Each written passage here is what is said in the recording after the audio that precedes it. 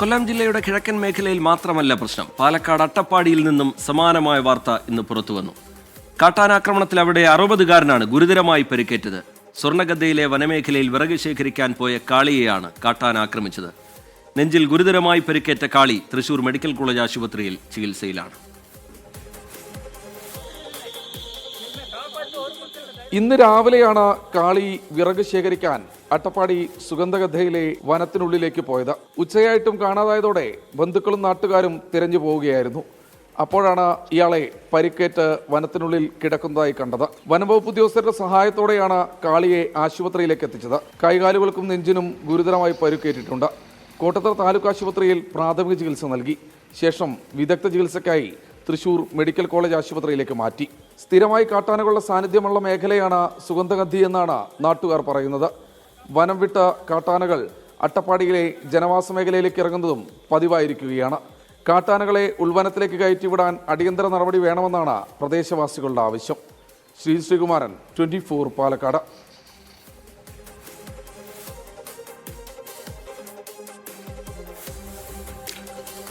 ഇപ്പോൾ വളരെ വേദനാജനകമായ ഒരു വാർത്ത പുറത്തു വരുന്ന അല്പസമയം മുമ്പ് പ്രേക്ഷകർ കണ്ട റിപ്പോർട്ടാണ്. അവിടെ ഈ കാട്ടാനാക്രമണത്തിൽ പരിക്കേറ്റ 60-കാരന് ദാരുണാന്ത്യം എന്നുള്ളതാണ്. അദ്ദേഹം തൃശൂർ മെഡിക്കൽ കോളേജിൽ ചികിത്സയിലായിരുന്നു. അതിനിടെ അദ്ദേഹം മരിച്ചിരിക്കുന്നു എന്ന വിവരമാണ് ഇപ്പോൾ പുറത്തു വരുന്നത്. അട്ടപ്പാടി സ്വർണ്ണഗഡ്ഡിയിൽ വിറക് ശേഖരിക്കാൻ പോയ കാളിയെയാണ് കാട്ടാന ആക്രമിച്ചത്. ഗുരുതരമായി അദ്ദേഹത്തിന് പരിക്കേറ്റിരുന്നു. പരിക്കേറ്റതിന് ശേഷം പിന്നീട് തൃശൂർ മെഡിക്കൽ കോളേജിലേക്ക് കൊണ്ടുപോവുകയായിരുന്നു. അവിടെ പ്രവേശിപ്പിച്ചിരിക്കുകയായിരുന്നു. ചികിത്സ തുടരുകയായിരുന്നു. നേരത്തെ തന്നെ പരിക്കൽപ്പം ഗുരുതരമാണ് എന്ന വിവരം പുറത്തു വന്നിരുന്നു. അതിന് പിന്നാലെ ചികിത്സയിലിരിക്കെ ഇപ്പോൾ അദ്ദേഹത്തിൻ്റെ മരണം സംഭവിച്ചു എന്ന വിവരമാണ് പുറത്തു വരുന്നത്. അട്ടപ്പാടിയിൽ നിന്നൊരു വേദനാജനകമായ വാർത്ത കൂടി വരുന്നു. കാട്ടാനാക്രമണത്തിൽ ഒരാൾക്ക് കൂടി ജീവൻ നഷ്ടമാവുകയാണ്. 60-കാരനാണ് ജീവൻ നഷ്ടമായിരിക്കുന്നത്. നേരത്തെ നമ്മൾ പറഞ്ഞതുപോലെ വിറക് ശേഖരിക്കാനായി പോയതാണ്. അതിനിടയിൽ ആക്രമണമുണ്ടാകുന്നു. പിന്നീട് നാട്ടുകാർ ആശുപത്രിയിലേക്ക് മാറ്റിയെങ്കിലും ജീവൻ രക്ഷിക്കാൻ കഴിഞ്ഞില്ല. ശ്രീകുമാരൻ വിവരങ്ങളുമായി ചേരുന്നുണ്ട്. ശ്രീത്ത്, ആ റിപ്പോർട്ട്, അദ്ദേഹത്തിന് പരിക്കേറ്റു എന്നുള്ള റിപ്പോർട്ട് ഇപ്പോൾ പ്രേക്ഷകർക്ക് മുമ്പിലേക്ക് വെച്ചതായിരുന്നു. അതിനിടയിലാണ് ഈ മരണവാർത്ത പുറത്തു വരുന്നത്. വിവരങ്ങൾ എന്താണ് ശ്രീകുമാരൻ? തീർച്ചയായും ടിക്ക്, നമ്മൾ നേരത്തെ സംസാരിക്കുന്ന സമയത്ത് തന്നെ ഗുരുതര പരിക്കായിരുന്നു. രാവിലെയാണ് ഇത്തരത്തിലൊരു ആക്രമണം നടന്നത്. അതിനുശേഷം ഇദ്ദേഹത്തെ ഈ കാളിയെ കാണാതായതോടുകൂടി ബന്ധുക്കളും അതുപോലെ തന്നെ നാട്ടുകാരും ഒക്കെ ഒരു തെരച്ചിൽ നടത്തിയിരുന്നു. ഫോറസ്റ്റ് വനംവകുപ്പ് ഉദ്യോഗസ്ഥരും ഈ തെരച്ചിലിൽ പങ്കാളികളായിരുന്നു. അപ്പോഴാണ് കാട്ടിനകത്ത് ഈ സ്വർണ്ണഗദ്ദിയിലെ കാട്ടിനകത്ത് ഇത്തരത്തിൽ കാളി കിടക്കുന്നത് കണ്ടത്. അപ്പോൾ തന്നെ ബോധരഹിതനായിരുന്നു.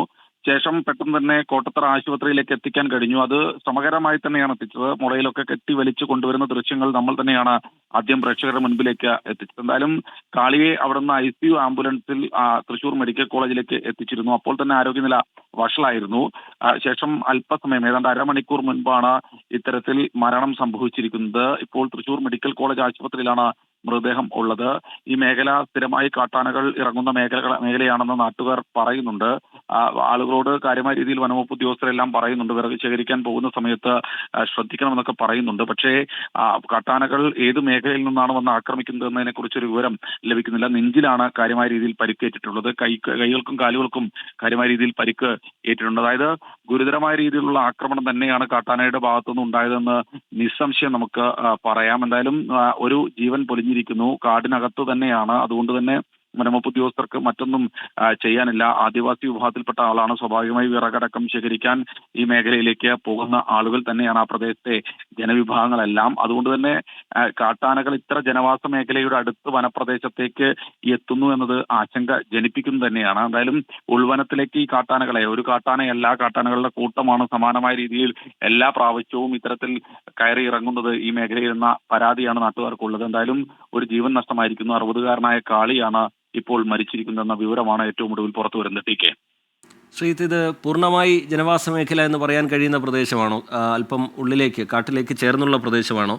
എന്താണ് കൂടുതലായി അതുമായി ബന്ധപ്പെട്ട് ലഭ്യമാകുന്ന വിവരങ്ങൾ? അങ്ങനെയാണെങ്കിൽ തന്നെ ഈ ഉൾക്കാട്ടിലേക്ക് ആനകളെ തുരത്തുക എന്നുള്ളത് പ്രധാനമാണല്ലോ. അത് നാട്ടുകാർ നിരന്തരമായി ഇങ്ങനെ ആനകളുടെ ശല്യം, അതുമായി ബന്ധപ്പെട്ടുള്ള പരാതികൾ ഉയർത്തുന്നുണ്ട്. ഉൾക്കാട്ടിലേക്ക് ആനകളെ തുരത്തുക, അതിനുവേണ്ട നടപടിയിലേക്കൊക്കെ വനംവകുപ്പ് ഇതിനോടകം കടക്കുന്നുണ്ടോ? അല്ലെങ്കിൽ എന്തെങ്കിലും തരത്തിലുള്ള ആലോചന അതുമായി ബന്ധപ്പെട്ടുണ്ടാവുന്നുണ്ടോ? ഒരു ജീവൻ നഷ്ടമായ വിഷയമാണ്. സ്വാഭാവികമായും നാട്ടുകാരും നേരത്തെ ഉന്നയിച്ച ആവശ്യം അല്പം കൂടി ശക്തമായി ഒരു പ്രതിഷേധ രൂപത്തിൽ തന്നെ ഉയർത്താനുള്ള സാധ്യതയും നിലനിൽക്കുമ്പോൾ ശ്രീജിത്ത്. തീർച്ചയായും ടി കെ, ഇക്കാര്യത്തിൽ ഈ സ്വർണ്ണഗദ്ദി എന്ന് പറയുന്ന പ്രദേശം വനമേഖലയോട് ചേർന്ന് കിടക്കുന്ന ജനവാസ മേഖല തന്നെയാണ്. നമുക്കറിയാം അട്ടപ്പാടിയിലെ എല്ലാ മേഖലയിലും ജെണ്ട കെട്ടിത്തിരിക്കുന്നതും വനഭൂമിയും റവന്യൂ ഭൂമിയും തമ്മിൽ വേർതിരിക്കുന്നതുമൊക്കെ ഏതാണ്ട് മീറ്ററുകൾ മാത്രം അപ്പുറത്തും ഇപ്പുറത്തും ഒക്കെയാണ്. അവിടെയൊക്കെ ജനവാസ മേഖലകളുള്ള പ്രദേശമാണ്. സ്വാഭാവികമായി വിറക് ശേഖരിക്കാൻ വേണ്ടി ആദിവാസി വിഭാഗത്തിൽപ്പെട്ട ആളുകൾ സ്ഥിരമായി കാട്ടിലേക്കും അതുപോലെ തന്നെ മറ്റു മേഖലകളിലും ഒക്കെ സഞ്ചരിക്കുന്ന പ്രദേശമാണ്. തേൻ ശേഖരിക്കാൻ വേണ്ടി ആദിവാസി വിഭാഗത്തിൽപ്പെട്ട ആളുകൾ പോകാറുണ്ട്. പച്ചമരുന്ന് ശേഖരിക്കാൻ വേണ്ടി അങ്ങോട്ട് ആദിവാസി വിഭാഗത്തിൽപ്പെട്ട ആളുകൾ പോകാറുണ്ട്. അപ്പോഴൊക്കെ പരമാവധി സൂക്ഷിച്ചും ഒക്കെയാണ് ആ മേഖലയിലേക്ക് ഈ പ്രദേശത്തെ ആളുകളൊക്കെ തന്നെ പോകാറ്. അട്ടപ്പാടിയിൽ ഒരു കാട്ടാന ആക്രമണത്തിൽ ഒരു മരണം എന്ന തരത്തിലൊന്നും വാർത്തകൾ അടുത്ത കാലത്തൊന്നും നമുക്കൊന്നും റിപ്പോർട്ട് ചെയ്യേണ്ടി വന്നിട്ടില്ല. സ്വാഭാവികമായി ഇത്തരത്തിൽ എന്തുകൊണ്ടാണ് ഇങ്ങനെ കാട്ടാനകൾ കൂട്ടമായി ഇങ്ങനെ ജനവാസ മേഖലയിലേക്ക് ഇറങ്ങുന്നത്? നാട്ടുകാരുടെ പരാതിയുണ്ട്, കാട്ടാനകൾ സ്ഥിരമായി ആ മേഖലയിൽ ഉണ്ട് എന്ന തരത്തിൽ നാട്ടുകാരുടെ പരാതി നിലനിൽക്കുന്നുണ്ട്. പക്ഷേ ഉൾക്കാട്ടിലേക്ക് ഈ കാട്ടാനകൾ കയറി പോകുന്നില്ല. അതിന് പ്രധാനപ്പെട്ട കാരണം കാട്ടിൽ വെള്ളവും ഭക്ഷണവും വേനൽക്കാലമായതുകൊണ്ട് ഇല്ല എന്ന് തന്നെയാണ് നാട്ടുകാർ പറയുന്നത്. അതുകൊണ്ട് തന്നെ കാട്ടാനകൾ ഇപ്പോഴും ജനവാസ മേഖലയുടെ അടുത്ത പ്രദേശങ്ങളിൽ തുടരുകയാണ്. അവിടെ ആണെങ്കിൽ ഈ ചക്കയും മാങ്ങയും ഒക്കെ സുലഭമാണ്. സ്വാഭാവികമായി അതെല്ലാം കഴിക്കാൻ വേണ്ടി കാട്ടാനകൾ ഈ മേഖലയിലേക്ക് വരുന്നു. വെള്ളവും ആ മേഖലയിൽ മാത്രമാണ് ഉള്ളത്. ഉൾക്കാട്ടിൽ വെള്ളത്തിനും ലഭ്യത കുറവുണ്ട്. എന്തായാലും ആനകളെ കാട്ടിലേക്ക് തുരത്തണമെന്ന ആവശ്യം നാട്ടുകാർ നിരവധി തവണ ഉയർത്തുന്നതാണ്. ആദിവാസി ഊരും ഒക്കെ ഈ പ്രദേശത്തിന് സമീപം തന്നെയാണ്. എന്തായാലും ജനവാസ മേഖല എന്ന് നമുക്ക് നിസ്സംശയം പറയാം. ജനവാസ മേഖലയുടെ അടുത്ത വനപ്രദേശത്ത് തന്നെയാണ് ഈ കാളി സ്വർണ്ണഗദ്ദിയിലേക്ക് ഈ വിറക് ശേഖരിക്കാൻ വേണ്ടി പോയിട്ടുള്ളത്. എന്തായാലും ഇന്ന് രാവിലെയാണ് ഈ കാളി വിറക് ശേഖരിക്കാനായി വനത്തിലേക്ക് പോകുന്നത്. പിന്നീട് ഉച്ചയായിട്ടും കാണാതായതോടുകൂടിയാണ് നാട്ടുകാരും ബന്ധുക്കളുമൊക്കെ തെരച്ചിലെന്നുള്ള നിലയിൽ ഇറങ്ങുന്നത്. അപ്പോഴാണ് ഈ മൃതദേഹം കണ്ടെത്തുന്നത്. അപ്പോഴാണ് കാളിയെ കണ്ടെത്തുന്നത്. ഗുരുതരമായ പരിക്കുകളുണ്ടായിരുന്നു. അത് ഈ നെഞ്ചിലേറ്റ പരിക്കാണോ മരണകാരണമായി മാറിയിരിക്കുന്നത് ശ്രീജിത്ത്?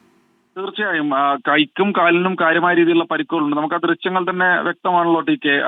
കെട്ടിവലിച്ച്, അതായത് ഒരു മുളയിൽ കെട്ടിയാണ് ഇങ്ങോട്ട് നാട്ടിലേക്ക് കൊണ്ടുവരുന്നത്. കൊട്ടത്തറ ട്രൈബൽ ആശുപത്രിയിലേക്ക് കൊണ്ടുപോകാനായി ആംബുലൻസിലേക്ക് കയറ്റാനായി കൊണ്ടുവരുന്നത് ആ കെട്ടിവലിക്കുന്ന ദൃശ്യങ്ങളാണ് നമുക്ക് മുൻപിലുള്ളത്. എന്തായാലും നെഞ്ചിനേറ്റ ചവിട്ടാണ് കാര്യമായ രീതിയിലുള്ള പരിക്ക് ഏറ്റിട്ടുണ്ട് എന്ന് ഇവിടുത്തെ ഡോക്ടേഴ്സ് തന്നെ ആദ്യഘട്ടത്തിൽ അറിയിച്ചിരുന്നു. വളരെ ഗുരുതരമാണ്, സ്ഥിതി അതീവ ഗുരുതരമാണെന്ന് ബന്ധുക്കളെ അറിയിക്കുകയായിരുന്നു. അങ്ങനെയാണ് ICU ആംബുലൻസ് അടക്കം സജ്ജീകരിച്ചുകൊണ്ട് പെട്ടെന്ന് തന്നെ തൃശൂർ മെഡിക്കൽ കോളേജ് ആശുപത്രിയിലേക്ക് കൊണ്ടുപോകാനുള്ള നടപടിക്രമങ്ങളിലേക്ക് കടന്നത്. പക്ഷേ അപ്പോഴേക്കും തൃശൂർ മെഡിക്കൽ കോളേജിൽ എത്തി അവിടെ പ്രാഥമിക ചികിത്സ നൽകുമ്പോഴേക്കും തന്നെ മരണം സംഭവിച്ചു എന്നൊരു വിവരമാണ് ഏറ്റവും ഒടുവിൽ പുറത്തു വരുന്നത്. ശ്രീകുമാറിനാണ് വിവരങ്ങൾ നൽകിക്കൊണ്ടിരിക്കുന്നത്.